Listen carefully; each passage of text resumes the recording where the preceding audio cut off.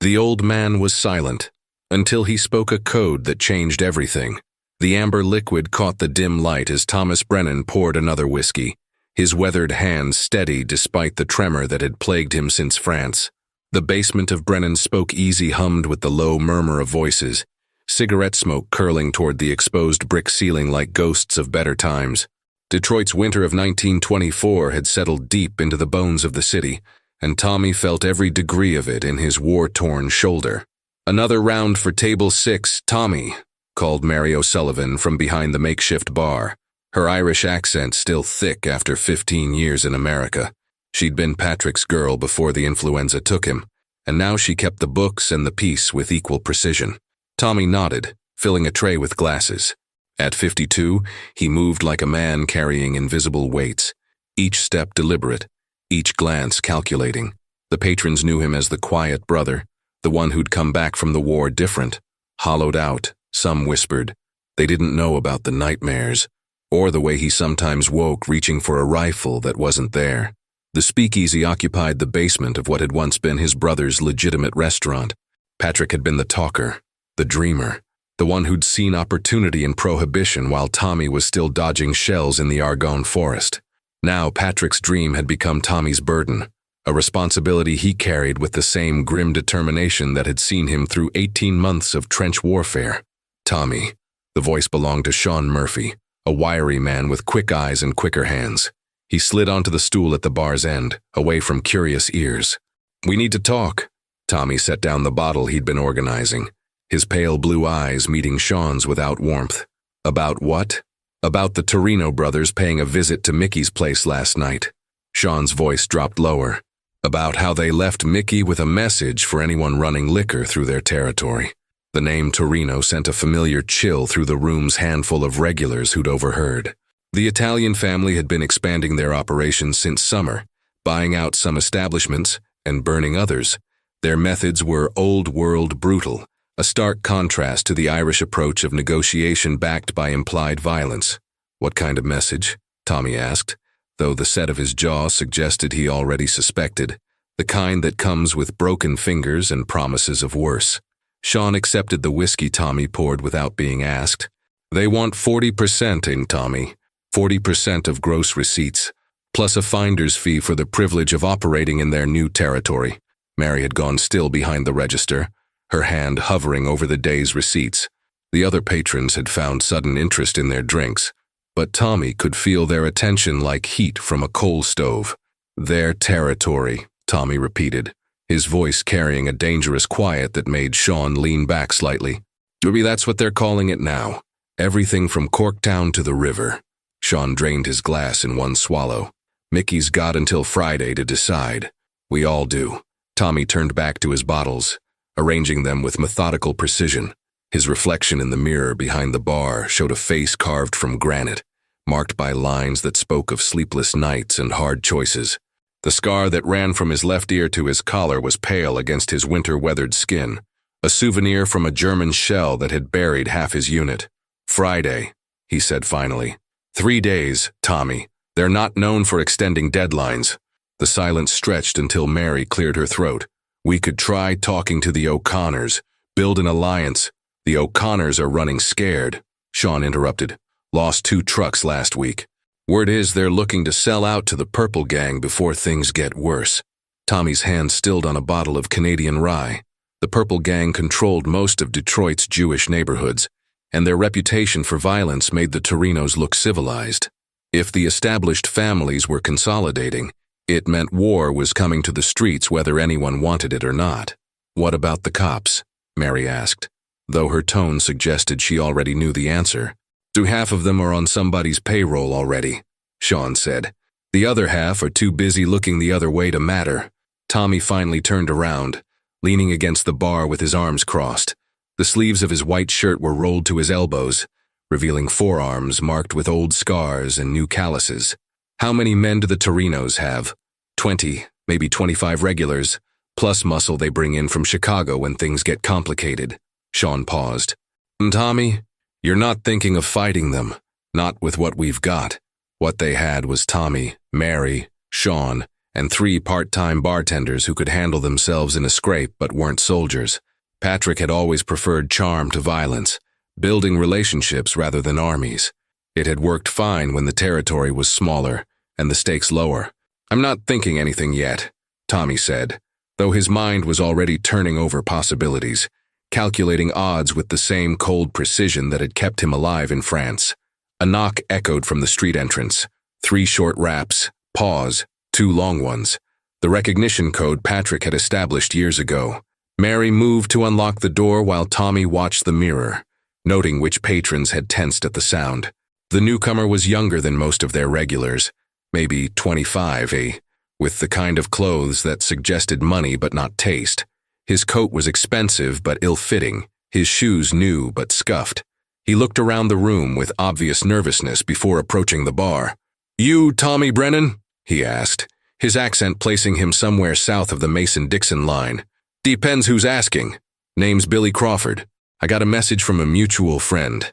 Tommy waited, letting the silence work for him. It was an old interrogation technique, learned in darker places than Detroit basements. "Friend in Washington," Billy continued, sweat beading on his forehead despite the room's chill. "Says you might be interested in a business opportunity." "I'm in the whiskey business," Tommy said. "What other business would I be interested in?" Billy glanced around nervously. "The kind that pays better than whiskey. The kind that might solve your Torino problem." Now Tommy's attention sharpened like a blade finding its edge. "I don't know what you're talking about.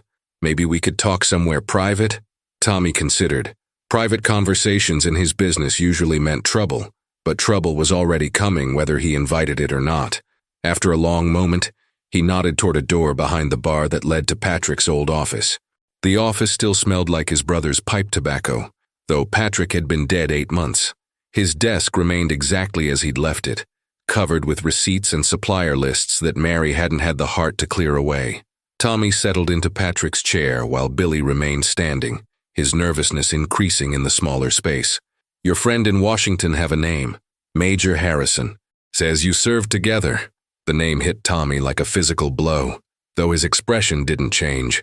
Major William Harrison had been his commanding officer during the final months of the war, the man who'd sent Tommy on missions that officially never happened. Missions that had earned Tommy a chest full of medals he'd never claimed, and knowledge he'd never shared. "Major Harrison's been dead 2 years, Tommy said carefully. Billy's hand moved to his coat pocket, withdrawing a small metal object that he placed on the desk between them. It was a military compass, brass-bodied and worn smooth with use. Tommy recognized it immediately, Harrison's compass, the one that had guided them through a dozen night raids behind German lines. "He left instructions," Billy said, "in case something happened to him. Said if Detroit ever got too hot, you might be interested in remembering where you buried certain things in France." Tommy's blood went cold. Harrison had been the only other person who knew about the cash they'd hidden during the final weeks of the war.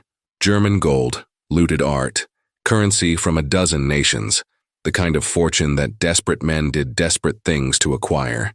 They'd planned to return for it after the armistice, but Harrison had been reassigned, and Tommy had wanted nothing more than to forget the war entirely. "I don't know what you're talking about," Tommy said again, but his voice had lost its conviction. Billy smiled for the first time since entering the bar. "Maybe not, but I'm betting the Torino brothers would be real interested in hearing about a fortune buried somewhere in France, especially if they thought you knew where to find it." The threat hung in the air like cordite smoke. Tommy understood the game now, cooperation or exposure, with his life and the lives of everyone in the speakeasy hanging in the balance. "What exactly are you proposing?" Tommy asked. "Partnership. You remember where you put things? We help you retrieve them. Everybody profits." Tommy leaned back in Patrick's chair, his mind racing through possibilities and consequences. Outside, Detroit's winter wind rattled the windows, and somewhere in the distance a police siren wailed through the night. The sound reminded him of artillery shells, and for a moment, he was back in the trenches, making decisions that would haunt him for years to come. "I'll need time to think about it." Billy shook his head. "Torinos want their answer Friday.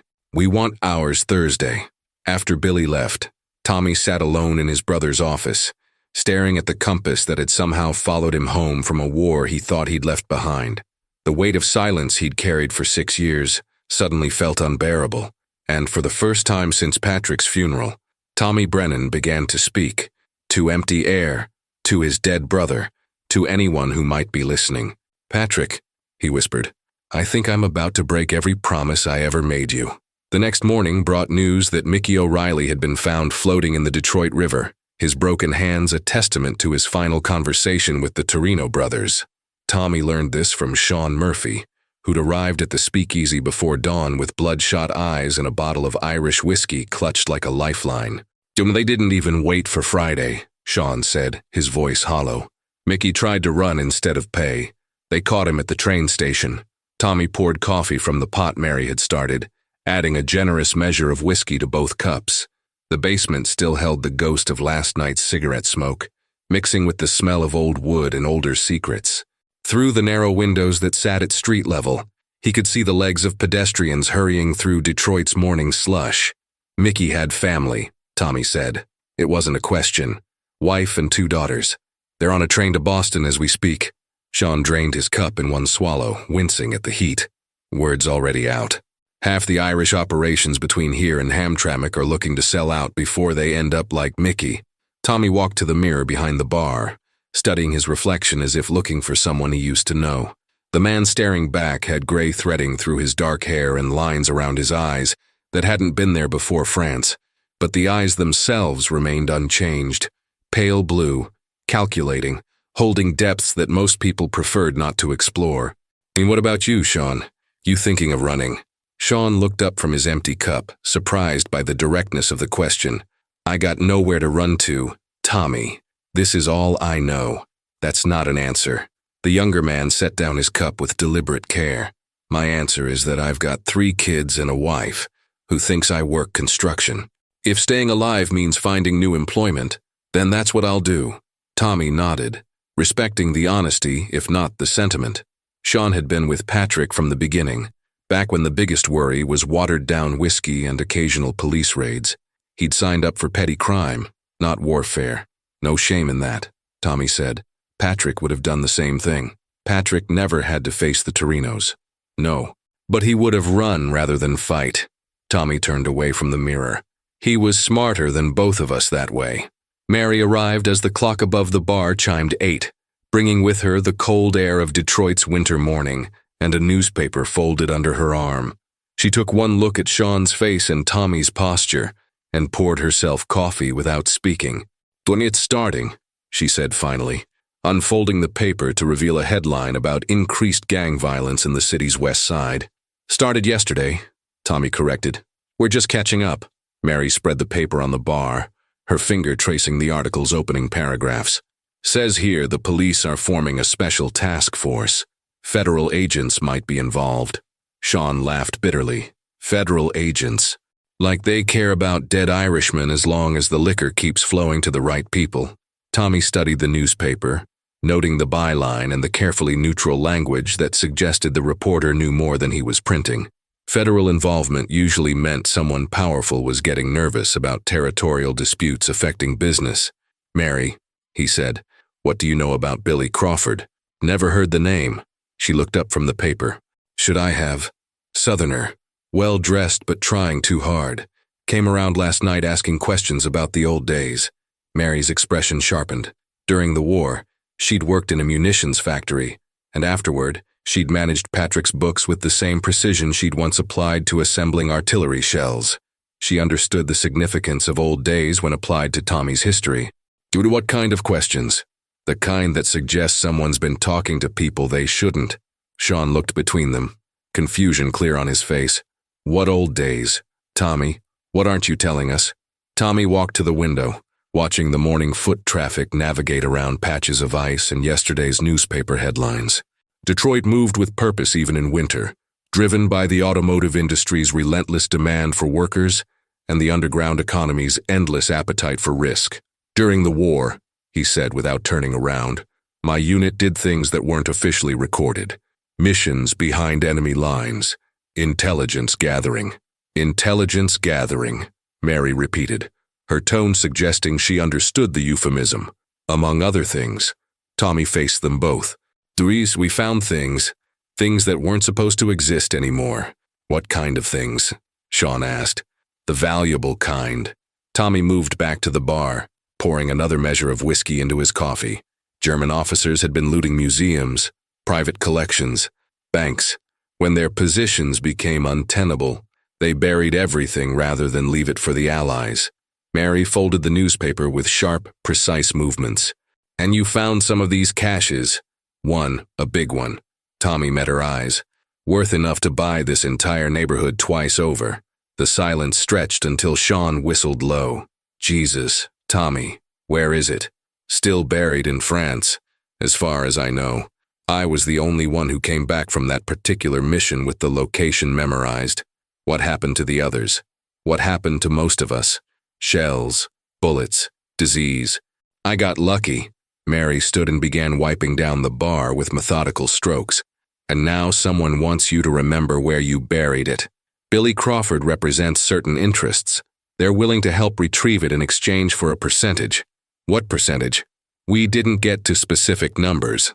Sean leaned forward, excitement replacing the morning's despair. Tommy, this could solve everything. Buy off the Torinos, set up somewhere new, or get us all killed. Mary interrupted. These certain interests Billy represents. You trust them? Tommy thought about Major Harrison, found dead in his Washington apartment with no signs of violence and no clear cause of death. He thought about the compass sitting upstairs in his bedroom, and the fact that someone had kept track of him for 6 years, after he'd tried to disappear into Patrick's shadow. Trust isn't the right word, he said. The morning wore on with the speakeasy's usual rhythm of preparation. Mary inventoried supplies while Sean checked the hidden passages that connected the basement to the building next door. Patrick's insurance policy against unexpected raids. Tommy cleaned glasses and arranged bottles, his hands working automatically while his mind turned over possibilities. At noon, a Western Union messenger knocked with the recognition code. The telegram was addressed to Tommy and contained only an address and a time, 3 p.m. No signature, but the return address was a hotel downtown. You going? Mary asked, reading over his shoulder. If I don't, they'll come here. Better to meet on neutral ground. The hotel was the kind of place that catered to traveling businessmen and politicians who needed to conduct meetings away from their usual haunts. The lobby smelled of leather and cigars, with thick carpets that muffled conversation and staff trained not to remember faces. Billy Crawford was waiting in a corner booth of the hotel's restaurant, but he wasn't alone. The man across from him had the bearing of a career soldier. Straight back, alert eyes, hands that rested on the table with military precision. He wore civilian clothes, but they couldn't disguise 20 years of service. "You mean Colonel Morrison?" Billy said as Tommy approached. "This is the man I told you about." Morrison stood and extended his hand. His grip was firm without being aggressive, and his eyes held the same calculating intelligence Tommy remembered from officers who'd survived long enough to earn their rank through merit, rather than politics. "Mr. Brennan, Billy tells me you served in France, among other places." Tommy settled into the booth, noting the exits and the position of other diners with automatic precision. "Your record speaks highly of your abilities. Silver Star, Bronze Star, commendation for actions behind enemy lines." "I don't recall discussing my service record with Billy." Morrison smiled, but it didn't reach his eyes. "Military records are easier to access than you might think, especially when they involve certain types of operations." A waitress approached, and Tommy ordered coffee while the others nursed drinks that looked untouched. When they were alone again, Morrison leaned forward. "I'll be direct, Mr. Brennan. The United States government has reason to believe that several caches of stolen valuables remain hidden throughout Europe, items of significant cultural and financial importance. And you think I know where one of them is?" Major Harrison's final report suggests as much. Tommy kept his expression neutral, though inwardly he cursed Harrison for keeping records of operations that were supposed to be forgotten. Major Harrison said a lot of things during the war. He was very specific about a cache discovered near Verdun in November 1918. Gold, jewelry, artwork, estimated value exceeding $2 million. The number hung in the air like smoke from an expensive cigar. $2 million in 1918 currency would be worth considerably more now, enough to buy legitimate respectability or fund a small war.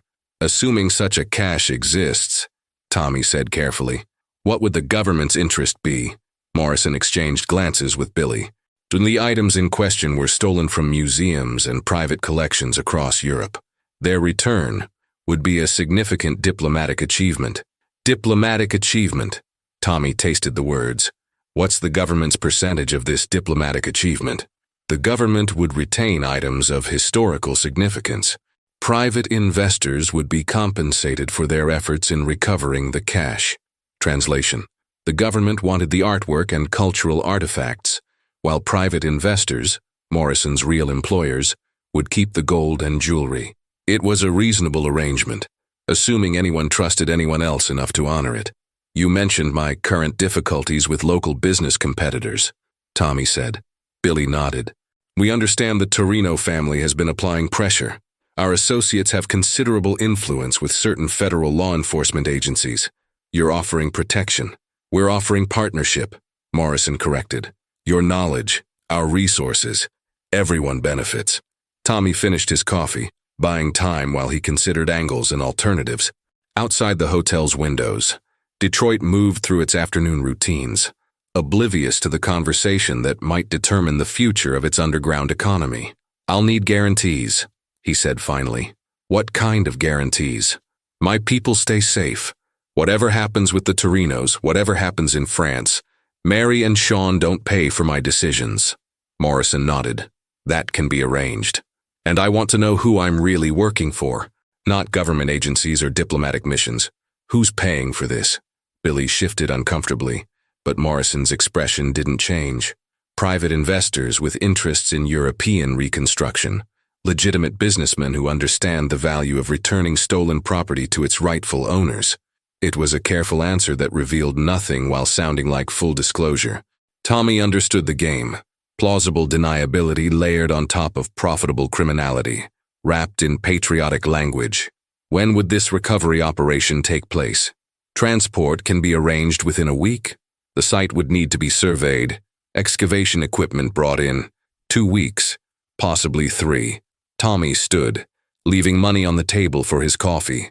I need time to consider your offer. The Torino deadline is Friday, Billy reminded him. I'm aware of that. Morrison rose as well.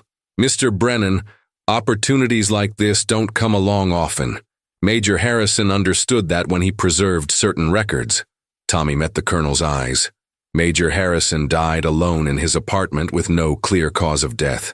I'll keep that in mind while I'm considering opportunities. The walk back to the speakeasy took Tommy through Detroit's late afternoon crowds, past factories releasing workers and shops preparing for evening trade. The city's energy felt different lately, more urgent, more desperate. Prohibition had promised prosperity to those willing to break the law, but prosperity always came with a price. He found Mary and Sean waiting in the basement, their expressions suggesting they'd spent the afternoon discussing possibilities and consequences. Well, Mary asked. Tommy settled onto his usual stool, accepting the whiskey Sean poured without being asked. They want me to go to France, dig up what we buried there, split the proceeds, and in return, protection from the Torinos. Federal law enforcement suddenly becomes very interested in Italian family businesses. Sean leaned forward. That sounds like a good deal, Tommy. Mary wasn't convinced. What's the catch? Tommy thought about Morrison's careful answers and Billy's nervous energy. The catch is that people who know about buried treasure in France don't usually stay alive long enough to spend it. The silence that followed was broken by footsteps on the stairs leading to the street entrance. Heavy footsteps, moving with purpose. Tommy reached under the bar where Patrick had kept a loaded shotgun, while Sean moved to the door connecting to the next building's basement. The knock, when it came, wasn't their usual code. 5 sharp raps, a pause, then 5 more. The sound of authority backed by violence. Tommy Brennan, a voice called through the door. Detroit Police. We need to talk.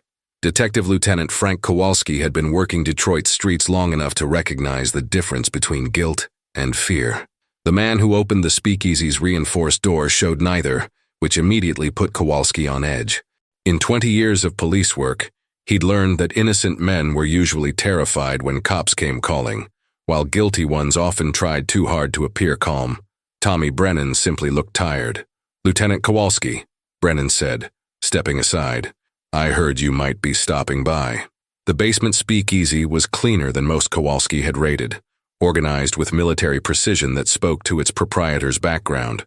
A woman with graying red hair stood behind the bar, her hands visible and steady. A younger man near the back exit looked ready to run, but hadn't moved yet. "Mr. Brennan, I'm investigating Mickey O'Reilly's death." "Terrible thing," Brennan replied without inflection. Mickey was a good man. Kowalski walked deeper into the room, noting the quality of the liquor, the absence of obvious weapons, the way the other two occupants deferred to Brennan without obvious signals. This wasn't amateur hour. "When did you last see Mr. O'Reilly?" "Tuesday night. He stopped by for a drink, complained about his troubles with certain business competitors, the Torino family, among others." Kowalski accepted the chair Brennan offered, declining the drink that came with it. Mickey's widow mentioned that he was considering some kind of partnership, something that might solve his problems with these competitors. Mickey mentioned a lot of things. Most of them involved more whiskey than good sense. The woman behind the bar, Mary O'Sullivan, according to Kowalski's notes, poured herself coffee and added whiskey with steady hands. "Mickey was scared," she said. "Scared men say things they shouldn't." "What kind of things?" Brennan answered. "That he knew people who might help, people with connections." Kowalski pulled out his notebook, more for show than necessity. He'd been taking notes in his head since entering the room. "What kind of connections?" "The federal kind," the younger man said, earning sharp looks from both Brennan and O'Sullivan. "Sean," Brennan's voice carried a warning. "Federal connections," Kowalski repeated. "Like what, exactly?" Brennan settled into his chair with the careful movements of a man whose body had been through trauma. "Lieutenant, you know as well as I do that Mickey O'Reilly wasn't the kind of man who had federal connections. He was talking through his hat, trying to sound more important than he was. Maybe, but someone killed him before he could prove whether he was bluffing or not." The silence stretched until O'Sullivan set down her cup. "Detective, what exactly are you looking for here?" Kowalski studied her face, noting the intelligence behind her eyes and the way she held herself, like someone accustomed to being the only woman in rooms full of dangerous men. "I'm looking for whoever killed Mickey O'Reilly, but I'm also looking for whoever's been asking questions about military records and buried treasure." Brennan's expression didn't change, but Kowalski saw the minute tensing of muscles around his eyes. "Buried treasure. Billy Crawford's been making inquiries around town, talking to veterans, asking about the war, about things that might have been left behind in France." Kowalski flipped through his notebook. "Funny thing is, Billy Crawford doesn't exist. At least not the way he claims to." "How do you mean?" "Birth certificate's fake. Military service records are fabricated. Even his accent's inconsistent. Sometimes Mississippi, sometimes Georgia, sometimes pure Chicago." Kowalski closed the notebook. "Professional work, though. Someone spent money making Billy Crawford look real." Sean moved closer to the conversation. "What's that got to do with Mickey?" "Mickey talked to Billy Crawford the night before he died. Hotel clerk remembers seeing them together in the lobby of the Statler." Kowalski watched Brennan process this information, noting the calculations happening behind those pale blue eyes. "Did Mickey mention meeting anyone?" "Not specifically, but he was excited about something. Said his troubles might be over soon. And now Mickey's dead and Billy Crawford has disappeared." Kowalski stood, buttoning his coat. "Funny how that works." Brennan walked him to the door. "Lieutenant, what's your interest in all this? Mickey's death looks like standard gang business." Kowalski paused at the threshold. "My interest is that federal agents have been asking questions about local operations. Questions that suggest someone thinks there's more to Detroit's underworld than bootlegging and prostitution. Such as war profiteering, stolen goods, things that might interest the federal government enough to send agents with fake identities and fabricated backgrounds." After Kowalski left, the three remaining occupants of the speakeasy sat in silence, processing the implications of what they'd learned. Tommy poured whiskey for all of them, his movements automatic while his mind raced through connections and consequences. "Billy Crawford's a federal agent," Sean said finally. "Or working for someone who employs federal agents," Mary corrected. "There's a difference." Tommy thought about his meeting with Morrison and Crawford, reconsidering every word in light of Kowalski's revelations. They knew too much about military records that were supposed to be classified. That suggested official access. "So, what do we do?" Sean asked. Before Tommy could answer, footsteps echoed on the stairs again. But these weren't the heavy boots of police officers. These were lighter, quicker, carrying the kind of urgency that meant immediate trouble. The knock came in their proper code, and Mary opened the door to admit Jimmy Sullivan, one of their part-time bartenders. Jimmy was 17, skinny as a rail, with the kind of nervous energy that made him useful for running messages and spotting trouble. "Tommy," he gasped, having obviously run several blocks. "You got to see this." He thrust a newspaper at them, the evening edition, still damp from the press. The headline screamed across the front page, "Federal agents raid Italian gambling den, 3 arrested." Tommy scanned the article quickly, noting the details that mattered. The raid had targeted a Torino family operation in Hamtramck. Federal agents, not local police. No warning, no negotiation. Just a coordinated strike that had netted ledgers, money, and 3 family lieutenants. "When did this happen?" Mary asked. "This afternoon," Jimmy replied. "Right after you met with those men downtown." The implication was clear.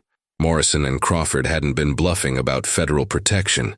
They'd demonstrated their capability by hitting the Torinos within hours of Tommy's hotel meeting. "This changes things," Sean said. Tommy folded the newspaper carefully. "This changes everything." The evening brought a steady stream of visitors, each carrying news that painted a clearer picture of the day's events. The federal raid had been thorough and professional, suggesting weeks of surveillance and planning. But it had also been selective, targeting Torino gambling operations while leaving their liquor distribution network untouched. "They're sending a message," Mary observed as they closed for the night. "So not trying to destroy the family, just show they can hurt them when they want to." Tommy locked the street entrance, checking the multiple deadbolts Patrick had installed years ago. "The message isn't for the Torinos, it's for me, showing you they can deliver on their promises, and reminding me what happens to people who don't cooperate."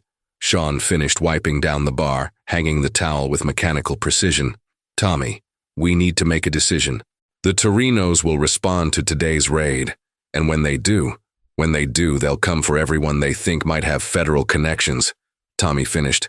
"Which means everyone Mickey talked to in the last week." The phone rang, startling all 3 of them.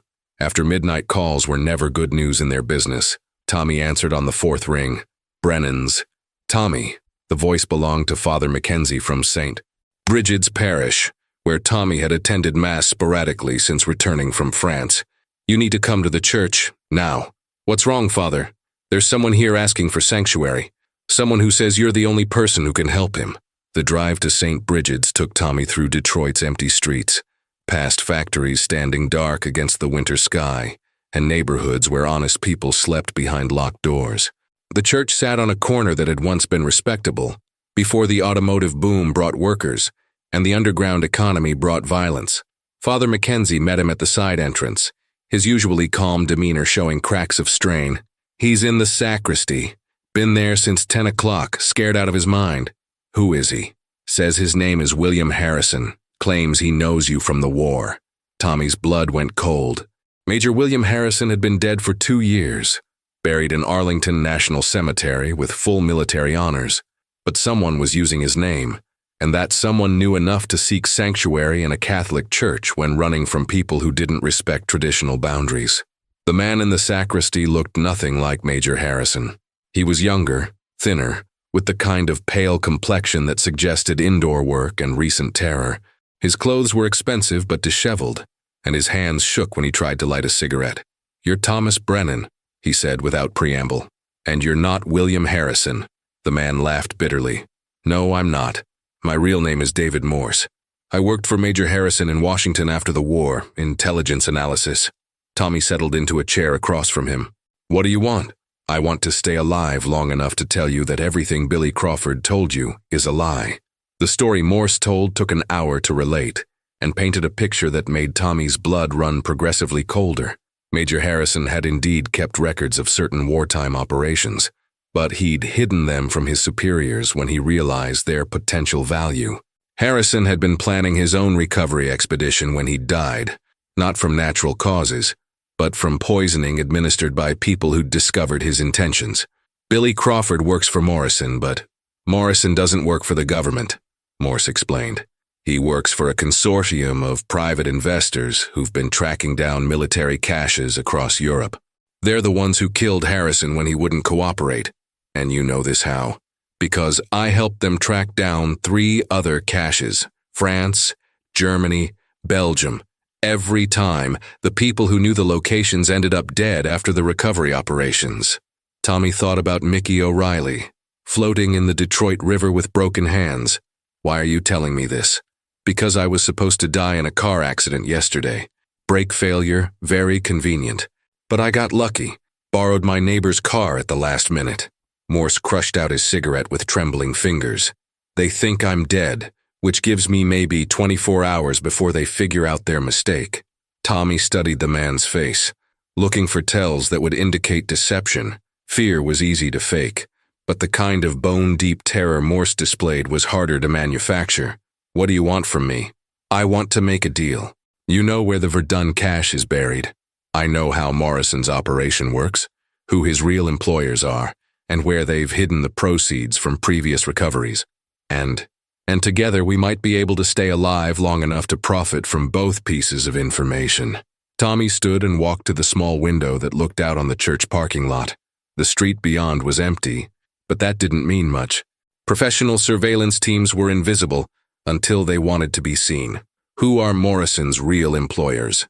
Consortium of wealthy collectors, American industrialists, European nobility, anyone with enough money to buy stolen art and enough connections to make it legitimate. Morse lit another cigarette. They've recovered maybe $20 million worth of stolen goods in the last 3 years. The people who helped them recover it have a life expectancy measured in weeks. Why kill the sources? Dead men don't demand larger shares. Dead men don't get drunk and talk to reporters. Dead men don't blackmail their former partners. Tommy understood the logic, even admired its cold efficiency. It was the kind of ruthless business practice that had built industrial empires and carved up continents. The fact that it was being applied to him personally was almost beside the point. What makes you think we can do better than the people who are already dead? Morse smiled for the first time since Tommy had entered the sacristy. Because you have something none of the others had. You have a war.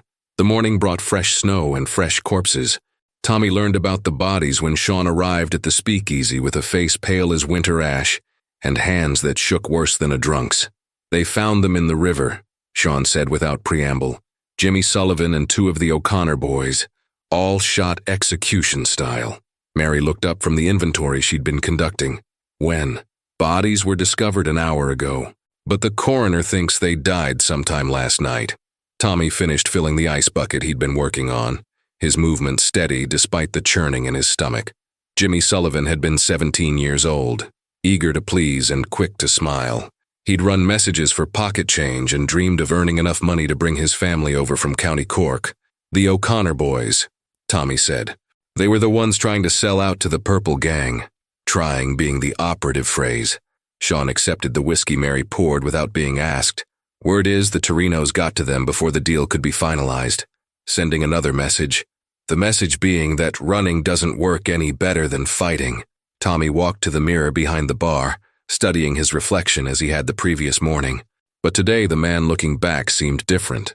Older, harder, carrying the weight of decisions that couldn't be avoided much longer. Mary, he said without turning around, how much cash do we have on hand? About 3,000. Why? Because I think it's time to make some investments.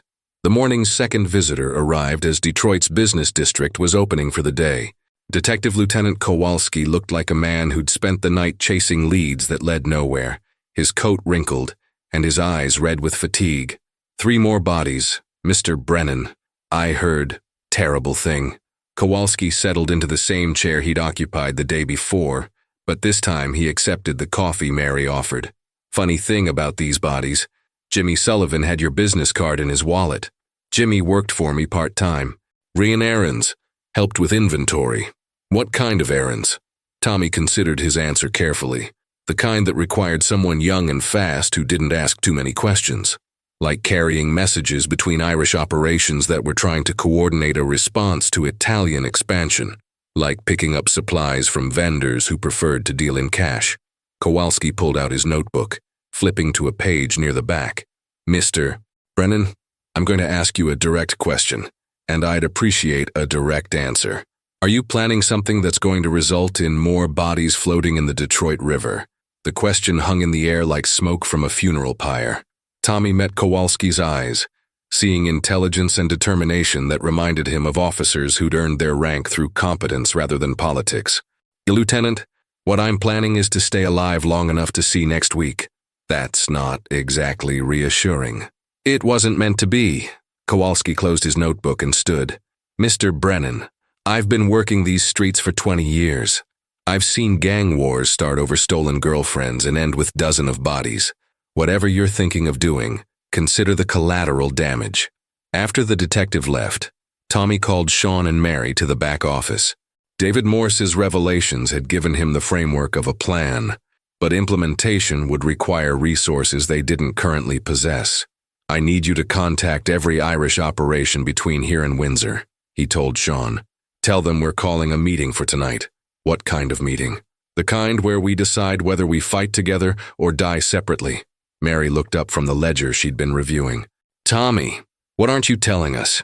Tommy thought about Major Harrison's compass, sitting upstairs in his bedroom like a piece of unexploded ordnance.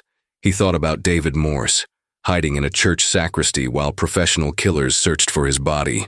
Most of all, he thought about Jimmy Sullivan, 17 years old and floating in the Detroit River because he'd been in the wrong place at the wrong time. Dewey, I'm telling you that tomorrow night I'm going to say something I've kept secret for 6 years. And when I do, everyone in this room is going to wish I'd kept my mouth shut forever. The meeting took place in the basement of Murphy's funeral home, a location chosen for its symbolic appropriateness and practical advantages.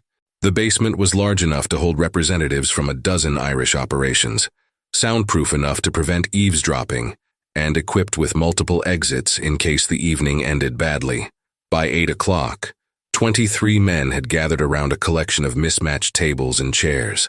Tommy recognized most of them, bartenders and bookkeepers, muscle and management, the survivors of an underground economy that had been profitable until it became deadly. Patrick O'Connor spoke first, his voice carrying the authority of someone who controlled liquor distribution from Corktown to the river. Tommy, we're here because you called us. But I'll tell you straight, half these men are ready to fold their operations rather than fight the Torinos. Murmurs of agreement rippled through the room. These were businessmen, not soldiers, and the mathematics of warfare favored consolidation over independence. Didn't I understand that? Tommy replied. And I'm not asking anyone to fight who doesn't want to. Then what are you asking? Tommy reached into his coat pocket and withdrew Major Harrison's compass, setting it on the table where everyone could see it. The brass caught the light from overhead bulbs, gleaming like gold against the dark wood. I'm asking you to listen to a story about buried treasure and the people who kill for it. The story Tommy told took 40 minutes to relate and left his audience in stunned silence. He spoke about the war, about missions that officially never happened, about caches of stolen wealth buried in French soil. He explained Morrison's consortium, their methods, their track record of eliminating partners after successful recoveries. $2 million in 1918 currency, he concluded, worth considerably more today, enough to buy legitimate businesses, police protection, political influence, enough to make the Torino problem disappear permanently. Sean Murphy raised his hand. Tommy, assuming this treasure exists, how do we know Morrison won't just kill us after we help him recover it? Because we're not going to help him recover it. We're going to recover it ourselves. The silence that followed was broken by nervous laughter from several quarters. Patrick O'Connor voiced what most of them were thinking. Tommy, we're bootleggers, not international treasure hunters. No, but we know people who are. Tommy stood and began pacing the limited floor space. David Morse worked for Morrison's organization. He knows their methods, their contacts, their weaknesses. More importantly, he knows where they've hidden the proceeds from previous recoveries. And in exchange for this information, partnership, equal shares for everyone in this room who wants to participate. The discussion that followed was heated but brief. The mathematics were simple. fight the Torinos with their current resources and face almost certain defeat, or pursue a high-risk venture that might provide the capital necessary to level the playing field. By 10 o'clock, 18 of the 23 men had voted to participate. The other 5 quietly excused themselves, understanding that knowledge of the evening's discussion came with obligations they preferred to avoid. "When do we start?" Patrick O'Connor asked. Tommy consulted his pocket watch. "We start tomorrow morning. Sean, I need you to arrange passage to Montreal. Mary, contact our suppliers and tell them we'll be temporarily suspending operations. Everyone else, go home and tell your families you'll be traveling on business for the next 3 weeks. 3 weeks? Someone asked. 1 week to cross the Atlantic, 1 week to locate and excavate the cache, 1 week to return and liquidate our assets. Tommy met each man's eyes in turn. Gentlemen, by the end of this month, we'll either be rich enough to buy our own police department or dead enough that it won't matter. After the others left, Tommy, Sean, and Mary walked back to the speakeasy through Detroit's midnight streets. The snow had stopped, leaving the city wrapped in white silence that muffled sound and obscured familiar landmarks. Tommy, Mary said as they reached the bar's entrance, what if we're wrong about Morrison? What if he really is working for the government? Tommy unlocked the door, checking the street one final time before stepping inside. Then we'll be dead by federal agents instead of private contractors. I'm not sure the distinction matters much. In his apartment above the speakeasy, Tommy packed a single suitcase with the methodical precision of someone who'd done it many times before. Military training died hard, and he found comfort in the familiar routine of reducing his life to portable essentials. The compass sat on his dresser, reflecting lamplight like a talisman from another world.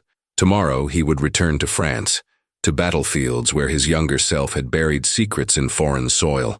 Whether he would survive to regret that decision remained to be seen. But for the first time since Patrick's death, Tommy Brennan felt like he was moving forward instead of simply enduring. The war had followed him home, but perhaps it was time to stop running from it. Outside his window, Detroit slept the uneasy sleep of a city balanced on the edge of change. Tomorrow would bring new challenges, new dangers, new possibilities for men brave enough or desperate enough to seize them. Tommy turned off the lamp and settled into the chair where he'd spent so many sleepless nights remembering things he'd tried to forget. But tonight, instead of running from memories, he opened himself to them, letting the past wash over him like tide returning to shore. In France, in the mud and blood of the Argonne forest, he'd been a different man. Tomorrow, perhaps, he would be that man again.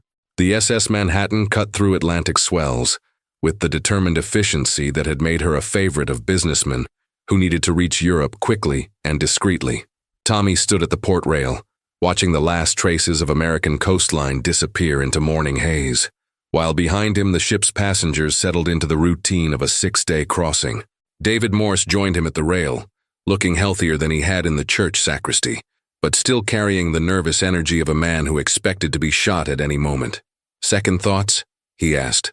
"Third and fourth thoughts," Tommy replied. "But we're committed now." The crossing had been arranged through contacts Morse maintained from his intelligence days, passage booked under assumed names, with documentation that would pass casual inspection but wouldn't survive determined scrutiny. Their cover story painted them as representatives of a Chicago import company, investigating European wine markets in anticipation of Prohibition's eventual repeal. Sean Murphy emerged from the ship's interior, his face slightly green from seasickness, but his spirits improved by the discovery that the Manhattan's bar served authentic Irish whiskey. "Tommy, we've got a problem." "What kind of problem?" "The kind with Italian surnames and Chicago tailoring." Sean nodded toward the ship's smoking lounge, visible through salt-stained windows. "The 2 men who weren't on the passenger list yesterday are having breakfast in first class this morning." Tommy followed Sean's gaze, spotting the men in question immediately. They wore expensive suits with the kind of bulges that suggested shoulder holsters, and they had the alert posture of professionals conducting surveillance. Neither looked seasick despite the heavy swells, which suggested experience with ocean travel. "Torino family?" Morse asked. "Or Morrison's people," Tommy said. "Either way, our cover story just got thinner." The next 4 days passed with the tense civility of armed neutrality. The Italian visitors kept to first class while Tommy's group remained in second class, but both parties were aware of the other's presence. Meals became exercises in controlled paranoia, with everyone noting who ate what, who sat where, and who left the dining room first. Tommy used the time to review everything Morse had told him about Morrison's operation. The consortium had recovered caches in France, Belgium, and Germany, always using the same methodology: identify veterans who knew burial locations, convince them to cooperate through a combination of threats and promises, eliminate them after successful recovery operations. The key is speed, Morse explained during one of their evening strategy sessions in Tommy's cabin. They rely on overwhelming their targets with resources and information, making resistance seem impossible. But we have advantages they didn't account for, Sean pointed out.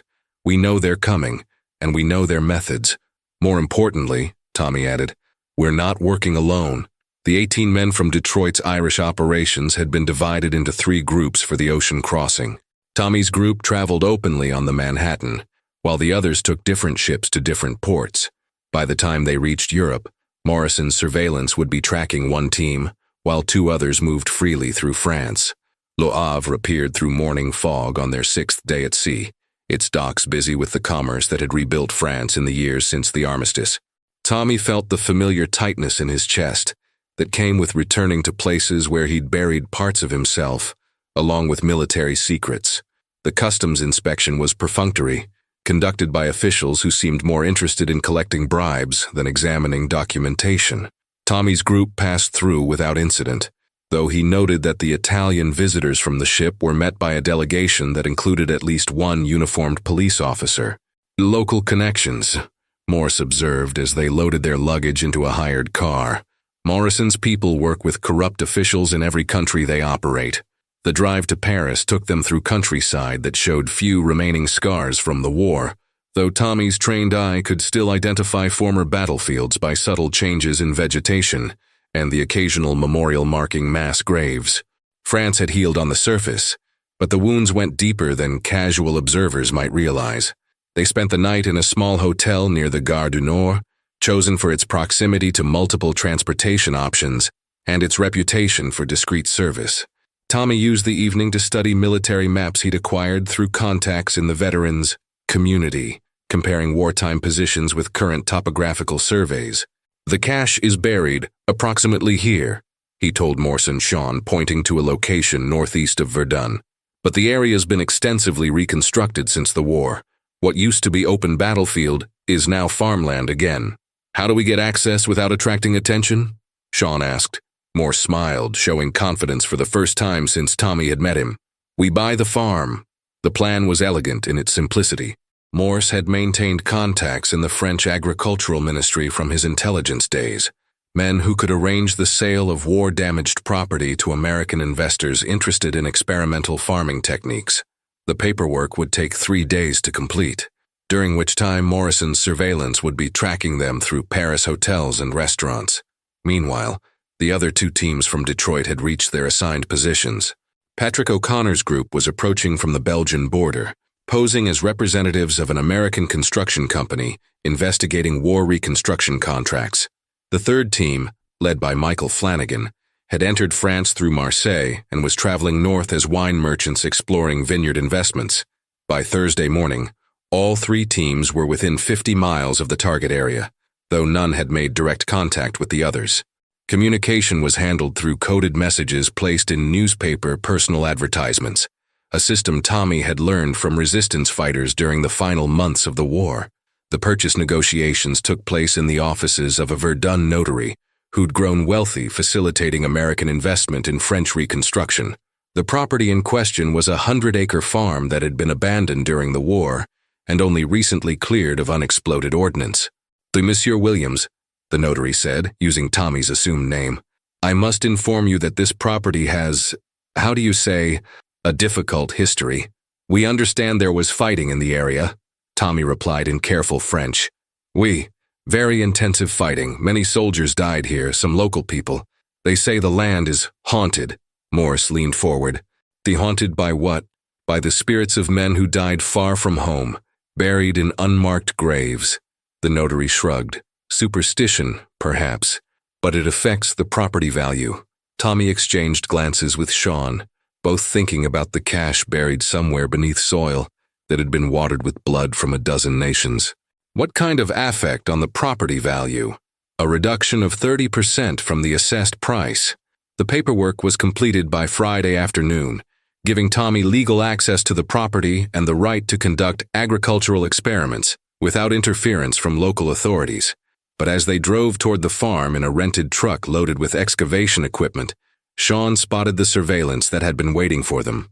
"Two cars following at a discreet distance," he reported from the passenger seat. "Been with us since we left Verdun." Tommy checked the mirror, noting the professional spacing that kept the tail cars visible but not obviously threatening. Morrison's people or local police? Could be both. Morse said they work with corrupt officials. The farm sat in a valley that had once been no man's land between opposing trench systems. Tommy recognized the terrain despite 6 years of agricultural recovery. The slight rise where German machine gun nests had commanded the approaches, the depression where American artillery had concentrated their fire, the scattered stone foundations of buildings destroyed in the fighting. "It's changed," he said, parking the truck near a partially collapsed barn. "But you can still find the cash?" Morse asked. Tommy walked toward the center of the property, using landmarks he'd memorized during that cold November night in 1918. A surviving section of stone wall marked one reference point. A cluster of shell-damaged oak trees provided another. The third landmark should have been a destroyed church, but nothing remained except a raised area of ground covered with wildflowers. "There," he said, pointing to a spot approximately 30 yards from the ruined church foundation. "We buried it there." The excavation began at sunset, using hand tools to avoid attracting attention with mechanized equipment. Tommy had divided his men into teams, diggers, lookouts, and equipment handlers, with rotation schedules that would keep everyone fresh through a long night's work. By midnight, they'd dug a hole 6 feet square and 5 feet deep without finding anything except French soil and the occasional piece of military debris. Tommy began to worry that his memory had failed him, or that someone else had already discovered the cache. "Nothing yet," Sean reported, wiping sweat from his forehead despite the cold air. "Keep digging. It's deeper than I remembered." At 2 a.m, Patrick O'Connor's team made contact, appearing out of the darkness with the silent efficiency of men who'd learned stealth in Detroit's dangerous streets. "Any problems with the Watchers?" O'Connor asked. "They're maintaining distance, but they're still there," Tommy replied. "What about your route?" "Clean, no tail, no surveillance, but we spotted activity about 5 miles north. Lights, vehicles, men with professional equipment." Tommy felt his stomach tighten. Morrison's main force. "Looks that way, maybe 20 men, military-style organization." The third team arrived an hour later, reporting similar observations from their approach route. Morrison had positioned a significant force in the area, probably waiting for Tommy's group to locate the cache before moving in to claim it. "Change of plans," Tommy announced. "We dig in shifts until dawn, then we run." "What about the treasure?" someone asked. "What about staying alive?" Tommy countered. 20 armed men against 18 shovels isn't good mathematics. But at 4:30 in the morning, Michael Flanagan's shovel struck something that wasn't French soil. "Tommy, over here!" The object was a wooden crate, military issue, marked with American Army identification codes. Inside, wrapped in oiled canvas, they found the first evidence that Tommy's memory had been accurate. Gold coins from a dozen European nations, jewelry that had probably belonged to wealthy families fleeing the war, and rolled paintings in protective tubes. "Jesus," Sean whispered. "It's really here." Working with desperate efficiency, they excavated the entire cache over the next 2 hours. 3 wooden crates, each containing items worth more than most men earned in a lifetime. But as dawn approached, the lookouts reported increasing activity from Morrison's surveillance teams. "They're moving," Patrick O'Connor reported. "Vehicles approaching from 2 directions." Tommy made the decision that would haunt him for the rest of his life. Load 1 crate in the truck, rebury the other 2. Mark the location and cover our tracks. "Tommy, we came all this way. We came all this way to stay alive long enough to profit from this. Dead men don't spend treasure." They worked with the frantic speed of soldiers under fire, loading the smallest crate while reburying the others and disguising their excavation as agricultural soil preparation. By full daylight, the site looked like nothing more than a farmer preparing ground for spring planting. Morrison's forces arrived as Tommy's convoy was leaving the property, but they maintained their surveillance posture rather than attempting direct confrontation. Tommy understood the calculation. They knew he'd found something, but they weren't certain how much or where the remainder was hidden. The escape route led through back roads that wound between reconstructed villages and farms, carrying them toward the Belgian border and safety. But safety was a relative term when dealing with opponents who had resources and patience. "What now?" Morse asked as they transferred from the truck to a train in a small border town. Tommy watched the French countryside pass outside the window, thinking about the 2 crates still buried in soil that had once been soaked with blood. Now we go home and prepare for war. The crate they'd recovered contained approximately $300,000 in gold and jewelry, enough to fund a small military campaign, but not enough to buy the kind of security that would protect them permanently. The remainder of the cash represented real power, the kind of wealth that could purchase police departments and political influence. But claiming it would require returning to France with sufficient force to overcome Morrison's organization, which meant transforming Detroit's loose confederation of Irish operations into something resembling a military unit. As the train carried them toward the Channel and the ship that would take them home, Tommy reflected on the ironies of his situation. He'd tried to leave the war behind, but the war had followed him home. Now he was returning to Detroit with treasure and enemies, ready to fight battles that should have ended in French trenches 6 years ago. The only question was whether this time he could win them. Detroit in February felt colder than France, though Tommy suspected the chill had more to do with returning home than with Michigan weather. The city's industrial skyline cut against gray skies like broken teeth, and the Detroit River moved sluggishly between ice-crusted banks. 3 weeks abroad had given him perspective on how much his world had changed, while he'd been chasing ghosts across the Atlantic. The speakeasy looked exactly as they'd left it, but Mary O'Sullivan's face showed the strain of maintaining operations, while wondering if any of them would return alive. She embraced Sean briefly, shook hands with Morse, and studied Tommy with eyes that had learned to read the difference between victory and survival. "How bad?" she asked without preamble. Tommy set the metal strongbox they'd brought from France on Patrick's old desk, noting how its weight seemed to bend the wood. "Bad enough that we're going to need help. Good enough that we can afford to pay for it." The contents of the strongbox represented a fortune by Detroit standards, enough gold and jewelry to finance a small army or buy influence with federal law enforcement. But as Tommy explained what they'd left behind in France, Mary's expression grew increasingly grave. "So, Morrison's organization knows you found the main cache, but they don't know you only brought back a fraction of it. Correct?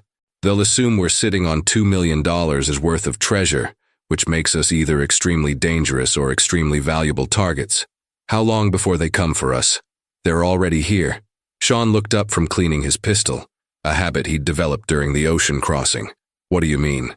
Tommy walked to the window overlooking the alley behind the speakeasy. Black sedan, Michigan plates. 2 men who've been sitting there since we arrived. "Professional surveillance, just like in France."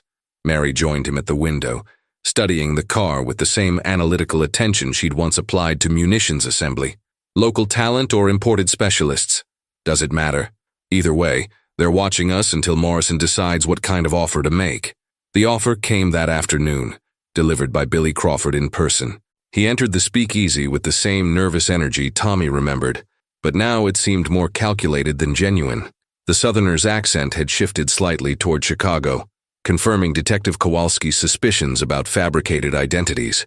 "Mr. Brennan," Crawford said, settling into a chair without being invited, "I trust your trip to France was educational. Educational enough." Tommy poured whiskey for himself, but didn't offer any to Crawford. "Oui, what does Morrison want?" "Partnership. Full disclosure of the cache location in exchange for protection from local law enforcement and a significant financial settlement." "Define significant." Crawford smiled, but it didn't reach his eyes. $500,000. Cash. Delivered within 48 hours of verification. Tommy thought about the 2 crates still buried in French soil, worth at least 4 times Crawford's offer. "And in exchange, complete cooperation, maps, location details, assistance with recovery operations, plus your agreement to relocate outside Michigan once the transaction is completed. Relocate permanently? Let's say extended relocation. Somewhere warm, with limited extradition treaties. The threat was politely phrased but unmistakable.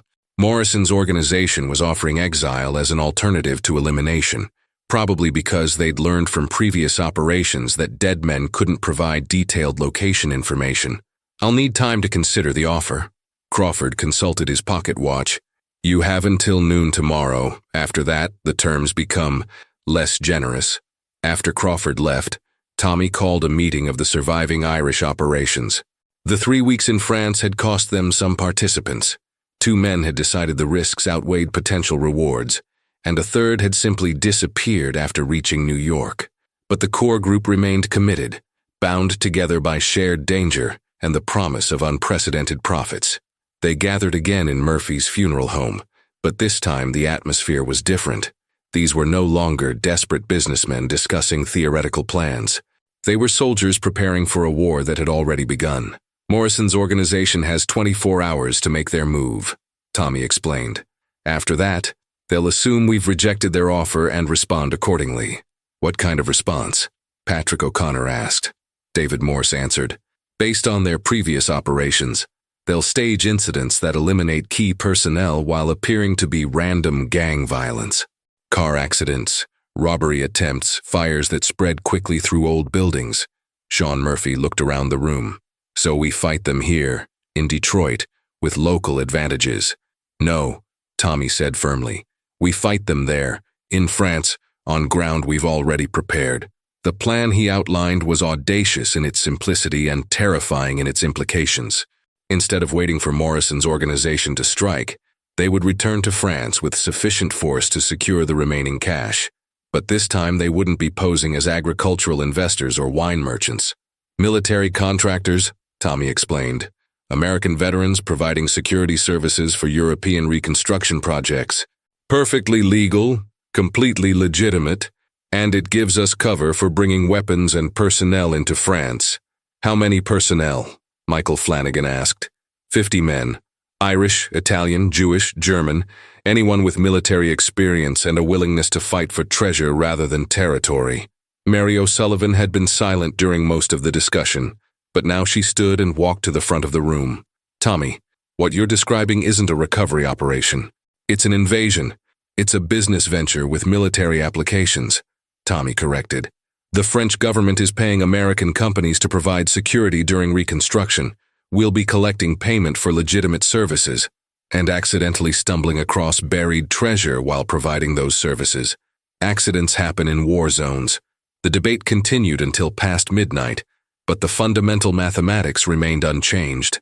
Morrison's organization had demonstrated their capability to eliminate opposition through a combination of violence and corruption. The only effective response was overwhelming force applied with precision timing. By morning, they had commitments for 43 men, enough to mount a credible military operation, but not so many as to attract unwanted official attention. More importantly, they had financial backing. The gold and jewelry from the first crate provided working capital, while promises of shares in the main cache secured loyalty from participants. Tommy spent the morning making final preparations, starting with a visit to Detective Lieutenant Kowalski at Detroit Police Headquarters. The meeting was brief and conducted in careful language that acknowledged illegal activities without providing evidence for prosecution. Lieutenant, I wanted to inform you that my business associates and I will be traveling to Europe for approximately 6 weeks. Business trip? Security consulting. There's significant demand for experienced American personnel in reconstruction zones. Kowalski leaned back in his chair, studying Tommy's face with eyes that had seen too many lies. Mr. Brennan, are you planning to commit crimes on foreign soil? I'm planning to provide legitimate security services to legitimate clients. And if you happen to discover valuable items while providing these services, then I'll report the discovery to appropriate authorities and claim any legal rewards or finder's fees. It was a carefully scripted conversation that established plausible deniability for both parties. Kowalski couldn't prevent Tommy from leaving the country, but he could document that he'd been informed of potential illegal activities. Tommy couldn't guarantee what would happen in France, but he could establish that his stated intentions were legal. The afternoon brought Morrison's response to their rejected offer. It came in the form of a fire at Sean Murphy's apartment building, a blaze that started in the basement and spread quickly through dry wooden structures built for workers rather than safety. Sean wasn't home, but 3 families lost everything they owned, and 1 elderly man died of smoke inhalation. Accident, the fire department report concluded. 3 faulty electrical wiring, probably overloaded circuits. Tommy looked at the smoking ruins from across the street, noting the precision with which the fire had destroyed Sean's apartment while leaving neighboring buildings relatively intact. Professional arson designed to send a message without creating headlines. "They're escalating," Morse observed. "Then we escalate faster." The departure from Detroit was orchestrated like a military movement, with men leaving individually or in small groups over the course of a week. Tommy's core team took the most direct route, sailing from New York on a ship that carried legitimate military contractors bound for reconstruction projects in Belgium and France. But this time, they weren't traveling as agricultural investors or wine merchants. They were traveling as Brennan Security Services, a recently incorporated company specializing in protection for American businesses operating in post-war Europe. Their documentation was genuine, their contracts were legal, and their arsenal was exactly what professional security contractors needed to operate in unstable regions. The crossing gave Tommy time to finalize plans that had been evolving since their first trip to France. Morrison's organization operated through a combination of local corruption and overwhelming force, but they'd structured their operations around small teams conducting surgical strikes. They weren't prepared for sustained combat against a military-style unit. "The key is speed and concentration of force," Tommy explained to his lieutenants during a planning session in the ship's lounge. "We hit the site with everything we have, extract the cash, and disappear before they can organize a response." "What about civilian casualties?" Patrick O'Connor asked. "We're operating in an area that's been agricultural for 6 years. Minimal civilian presence, maximum operational freedom." Sean Murphy looked up from the maps they'd been studying. "Tommy, what happens after we recover the cash?" "Morrison's organization won't just disappear." Tommy thought about Jimmy Sullivan, 17 years old and floating in the Detroit River. He thought about the elderly man who died in the apartment fire, and about Mickey O'Reilly's broken hands. Some debts could only be paid in blood. "After we recover the cash, we make sure Morrison's organization understands the cost of doing business in our territory." The ship docked at Le Havre on a Tuesday morning in March, with spring beginning to show in the Norman countryside and French officials conducting perfunctory inspections of American contractors who brought hard currency and legitimate employment. Tommy's team passed through customs without incident, their weapons and equipment cleared as necessary tools for security operations.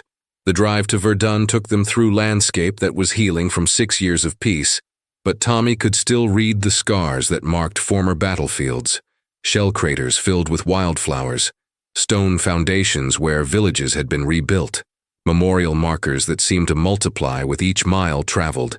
They established their base of operations in a renovated farmhouse 10 miles from the cache site, using the cover story of American contractors conducting security assessments for planned industrial development.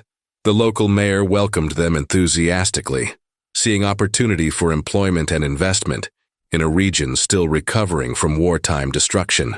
"Monsieur Brennan," he said during a formal dinner, "your company brings hope to our community.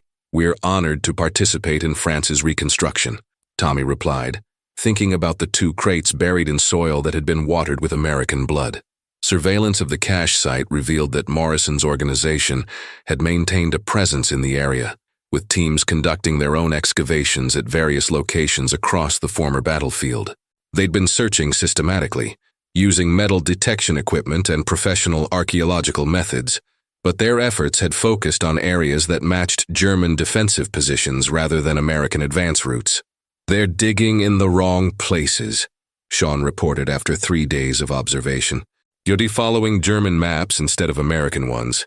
Tommy studied the reconnaissance photos through binoculars, noting the precision of Morrison's excavation sites and the military discipline of his personnel. They're methodical, but they're working from incomplete information. How long before they figure out their mistake? Long enough for us to get there first, if we move tonight. The assault began at 3 in the morning, time to coincide with the changing of Morrison's guard shifts. Tommy's forces approached the site from 3 directions, using infiltration techniques learned in French trenches and perfected in Detroit's dangerous streets. Morrison's sentries were professionals, but they'd positioned themselves to watch for official interference rather than military assault. The first indication of trouble came when their radio communications were jammed by equipment Tommy had acquired from former intelligence contacts in Paris. "What the hell?" The sentry's words were cut short by Sean Murphy's blackjack, applied with precise force to the base of the skull. Professional but non-lethal, designed to neutralize threats without creating unnecessary complications. By dawn, Tommy's forces controlled the cache site and had captured Morrison's excavation equipment along with 3 of his personnel. But the main prize remained buried in French soil, waiting for excavation teams that now worked with desperate efficiency. "Tommy!" Michael Flanagan called from the excavation site. "We found them." The 2 remaining crates emerged from French soil like treasures from a pharaoh's tomb, their contents preserved by military-grade waterproofing and the dry conditions that had prevailed since the armistice. Gold coins caught morning sunlight, jewelry sparkled with colors that seemed too bright for a former battlefield, and rolled paintings suggested masterpieces that had vanished during the chaos of war. "Jesus Christ," Patrick O'Connor whispered. "So it's all here." Tommy allowed himself a moment of satisfaction as his men loaded the crates into reinforced trucks. 6 years of nightmares and silence had led to this moment, to wealth beyond imagination recovered from soil that had been purchased with blood. But satisfaction was a luxury he couldn't afford with Morrison's main force still unaccounted for. How much time before they respond? David Morse consulted his watch. Their standard protocol calls for radio contact every 4 hours. When they don't hear from the site team, they'll assume the worst. How long to organize a response? Morrison's got maybe 15 men in the area. Military contractors, like us, but better equipped and more experienced with this type of operation. Tommy supervised the loading of the final crate, his mind already turning toward extraction routes and defensive positions. And then we don't give them time to organize. The convoy that left the cache site included all of Tommy's personnel and equipment, moving with the speed and coordination of a military retreat. But instead of heading directly for the coast, they took a circuitous route through countryside that Tommy had reconnoitered during their first trip to France. The ambush came at a crossroads 15 miles from the cache site, where Morrison's forces had positioned themselves to intercept any convoy heading toward major ports. They'd chosen their ground well, a narrow valley with steep sides that limited maneuverability and provided excellent fields of fire. Tommy's lead truck rounded a curve and immediately came under fire from concealed positions on both sides of the road. Military-grade weapons, professionally coordinated, designed to stop vehicles and eliminate personnel with maximum efficiency. "Contact front!" Sean shouted over the sound of rifle fire. Tommy's driver threw their truck into reverse as bullets shattered the windshield and punctured the radiator. Steam rose from the engine compartment, mixing with dust and cordite smoke to create a fog that provided partial concealment. "Dismount and take cover," Tommy ordered. "Weapons free. Return fire." The battle that followed was brief but intense, fought with a savagery that reminded Tommy of the worst days in France. Morrison's men were professionals, but they'd underestimated the determination of opponents fighting for treasure rather than territory. Tommy's forces used their superior numbers and intimate knowledge of small unit tactics to flank the ambush positions. Within 20 minutes, 3 of Morrison's men were dead, and the rest were retreating toward prepared fallback positions. "Tommy!" Sean called from beside the damaged lead truck. "We've got casualties." Michael Flanagan had taken a rifle bullet through the shoulder, while Patrick O'Connor was bleeding from a head wound that looked worse than it probably was. But both men were conscious and mobile, and more importantly, the treasure crates were intact. "To load the wounded in the second truck," Tommy ordered. "Transfer the crates to vehicles that can still move. We're getting out of here before they regroup." The extraction to Le Havre took place under conditions that reminded Tommy of military retreats he'd participated in during the final months of the war. Constant movement, minimal rest, and the knowledge that enemy forces were pursuing with resources and determination that matched their own. But by evening they were aboard a chartered freighter bound for New York, with the treasure crates secured in the ship's hold and medical attention being provided to their wounded. For the first time in weeks, Tommy allowed himself to believe they might actually survive to enjoy their profits. "What now?" Sean asked as they stood at the ship's rail, watching French coastline disappear into Atlantic darkness. Tommy thought about Detroit, about the speakeasy that had been his brother's dream and his own burden. He thought about Morrison's organization, bloodied but not destroyed, and about federal agents who would eventually ask uncomfortable questions about American security contractors who'd struck it rich in French soil.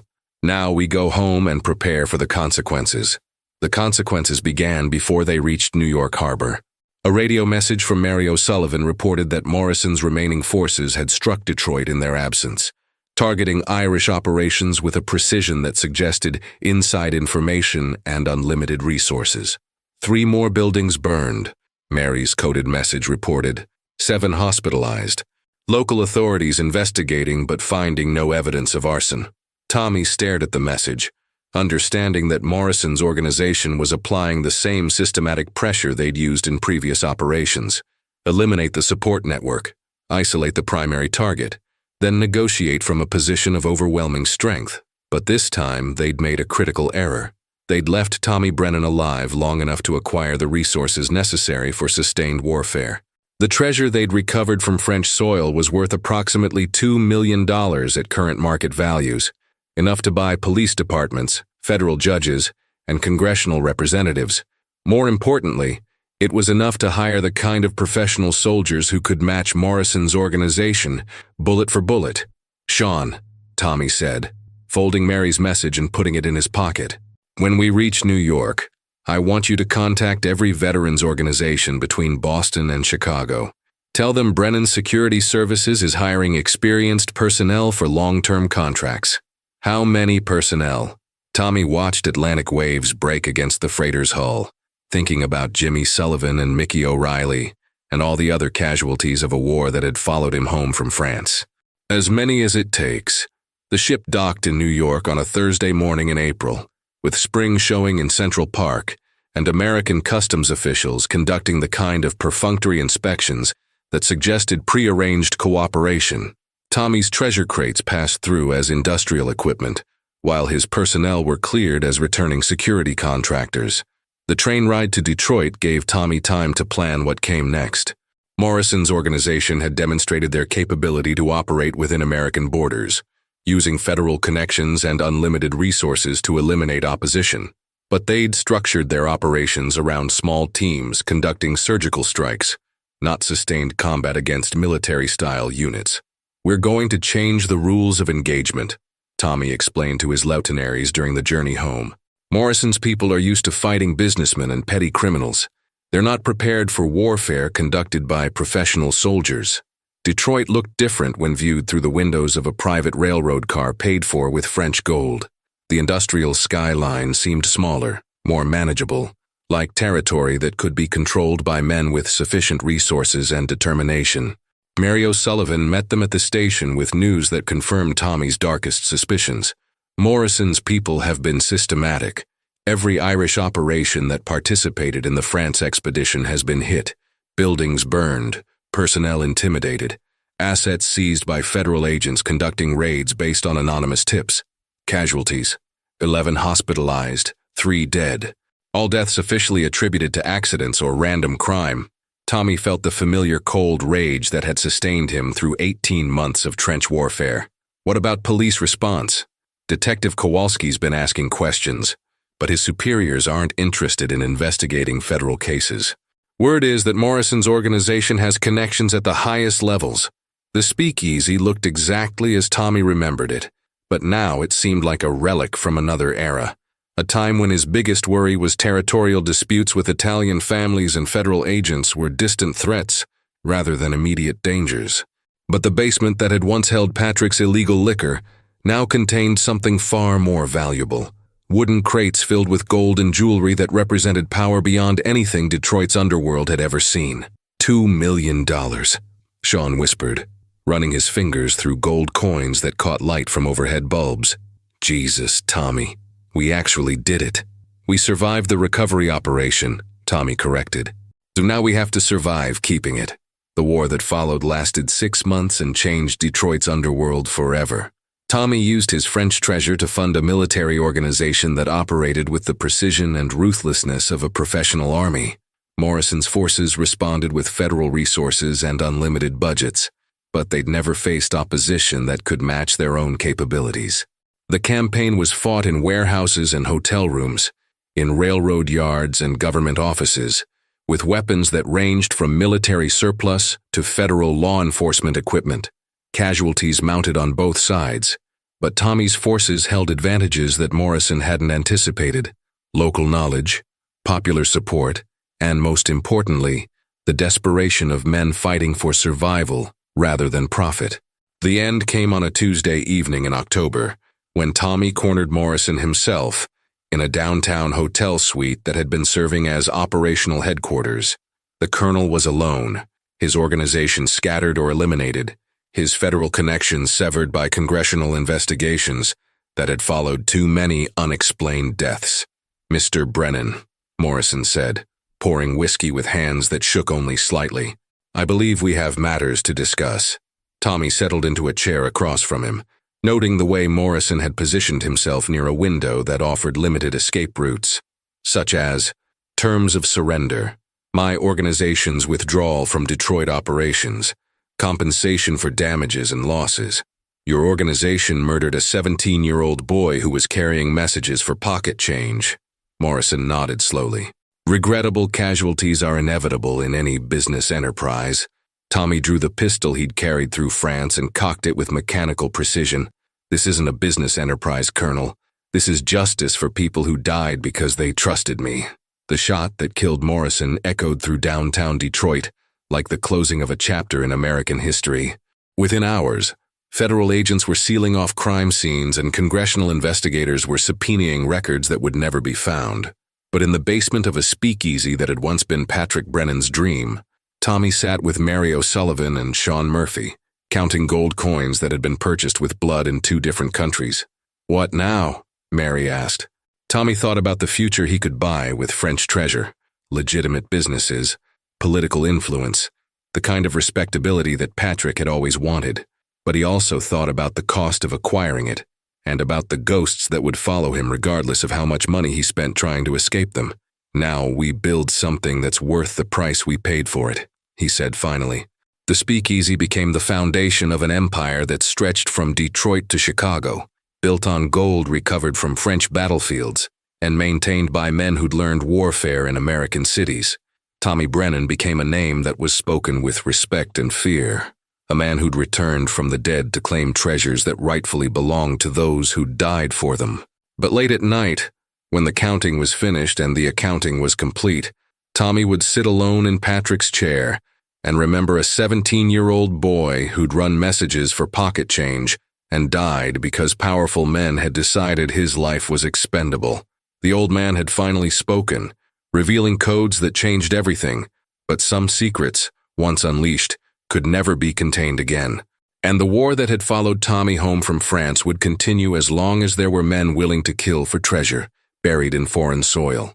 In Detroit, in America, in the world that emerged from the ashes of global conflict, silence was a luxury that dead men couldn't afford.